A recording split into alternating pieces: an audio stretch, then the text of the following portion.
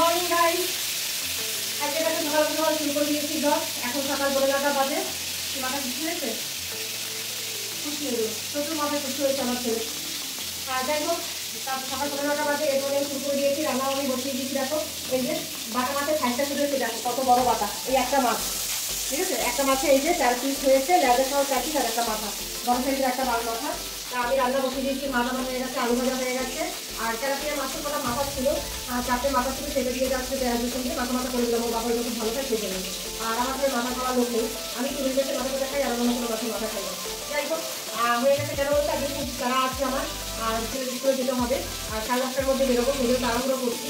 রান্নার ওই করবো যেগুলো ঘোরা হয়ে গেছে। আর এই যে পাতা মাছটা বসে রেখেছি, এটা আমি কালো জিরা দিয়ে পাতলা ঝোল করবো। আর এই যে আমি শাক কেটে রেখেছি, কালকে শাক বেঁধেছিলাম না, সেই শাকটা এই সকালবেলা একটু কেটে জল দিয়েছি। পাতা মাছটা বললাম জল দিয়ে দেখো কতটা জল দিতে দেয়। এরকম কেউ জল দেয় বলো? কী করবো, দিয়ে দিয়েছে, কিছু করেনি। ধোয়া পাইনি এখনো, এটাকে আমি ভালো করে ধোবো। শাক করবো, এই যে ছোটো ছোটো করে আলু কেটেছি। এই রেসিপিটা আমি একদিন তোমাদেরকে দিয়ে দেবো, অনেক এখন দেবো না, অনেক পরে দেবো আর কি। এইভাবে শাক বানালে পারে, এই যে শান্তি শাকটা খেতে খুবই ভালো লাগে। আর এইদিকে দেখো কালকে যে মাছ কেটেছিল কই মাছ করা, এটা দিয়ে তেল কই বানাবো। আর তার জন্য এই যে প্রিপারেশন আছে শাকের জন্য, এটা রেখেছি। আর এটা আম কেটে রেখেছি, আমের টক। আর রোজ খাওয়ার পরে একটা টক হয়, চাটনি খাই, নইলে আমের টক হয়। আর যতদিন না আমের আগে শক্ত হচ্ছে ততদিন এইভাবে টক খেয়ে যাবো। আমরা ভীষণ ভালোবাসি খেতে আমের টকটা, আর সেই জন্য বানাই। তারপরে তো করছি, দেখো দুদিনের খাওয়া হয়ে গেছে, বাথরুমে জমে গেছে, অনেকটা বাথরুমে জমে গেছে। সেগুলো মাঝখানে যতটা পারবো আমি গুছিয়ে রেখে যাবো, আবার এসে করবো। এদিকে দেখো দুজনে বিছানা করে নিয়েছি, কিন্তু এখন সামান্য হয় রেস্ট দিয়ে কিছু ভাবি দিয়েছি না, আর সুন্দর হয়। এদিকে বই খানা তোমার দেখো অবস্থা, কালকে দেখিয়েছি, আজকে আবার সেই। কালকে দেখানোর পরে এতবার গুছিয়ে দিয়েছিলাম, আজকে আবার এই অবস্থা। বুঝতে পারছো তো আমার ঘরের অবস্থা কীরকম থাকে, তোমরা বুঝতেই পারছো। তা এইভাবে চলছে, কত মশাই খেতে বসে গেছে। দেখা হচ্ছে বুঝতে পারছো না, দেখা যাচ্ছে।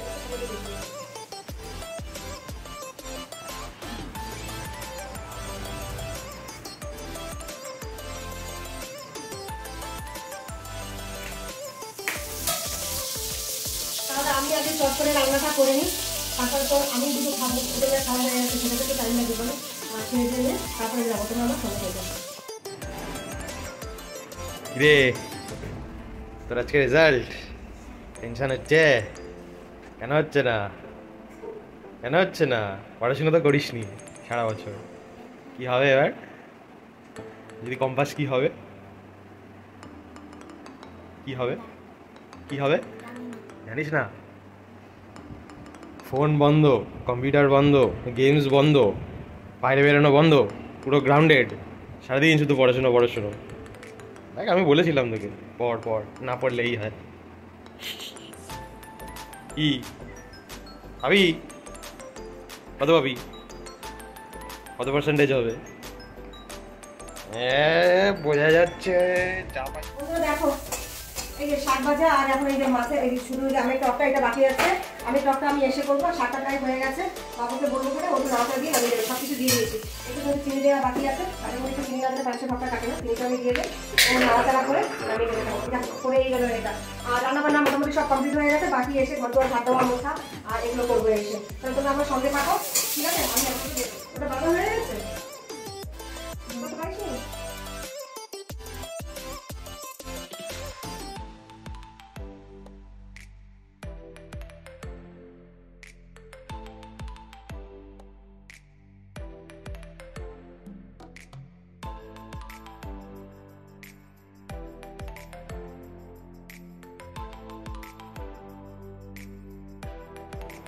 বন্ধুরা স্কুল থেকে যখন চলে এসেছি, এসে খুব টায়ার্ড লাগছিল, আবার ঘরে কাস্টমার ছিল, এগুলো করেছি। ওরা দুটো একটু শুনেছিলাম, শুয়ে আবার ভিতরে কাস্টমার বাসন মাজা ছিল, জামা কাপড় বাইরে ছিল, সেগুলো নিয়ে এসে এবার ছেলে একটু টিফিন নিয়ে আসলো, মোবাইল নিয়ে এসে দেখো পাচ্ছি না।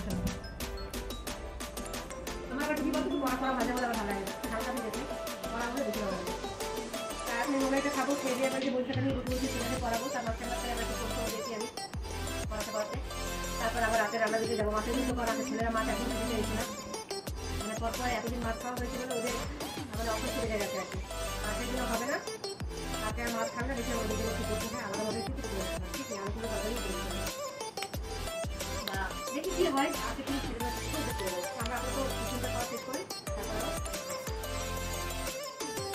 বন্ধুরা দেখো এই যে ছেলে করছে এখনো কাটলু, বাবা বাসে বসে আছে, আর আমি রান্নাঘরে চলে এসেছি রাতের খাবার বানানোর জন্য। এই যে দেখো এতটা পরিমাণ ভাত হয়ে গেছে, মানে দুজনের বেশি হবে, যা ভাত হয়েছে দুজনের বেশি হবে। এদিকে আমি অল্প করে চাল নিয়েও ভাত বসিয়ে দিয়েছি, আর তার মধ্যে দুটো আলু সেদ্ধ দিয়ে দিয়েছি।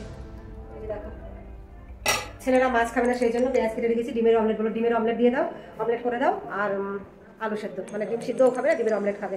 যাই হোক দিয়ে দিয়েছি। আর দুপুরের দেখো কী কী রয়েছে সেটাও তোমাদেরকে দেখাই, আমাদের দুজনের তাতে হয়ে যাবে। এই যে দেখো 1 পিস মতো ওই যে কী বলো ওটার নাম, বাটা মাছ, বড় বাটা বলেছিলাম না, 1 পিস মতো বাটা মাছ আছে।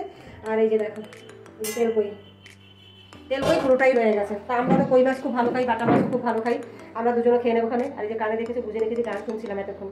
তা ভাবলাম ব্লগটা সকাল থেকে করেছি, শেষ করা হয়নি, ব্লগটা আজকে শেষ করি। তা রাতের মেনুতেই এই হবে, কালকে আবার চিন্তা করবো, আর কিছুই করবো না। তা এবার পড়াশোনার পাড়া চলছে, সেগুলো চলুক।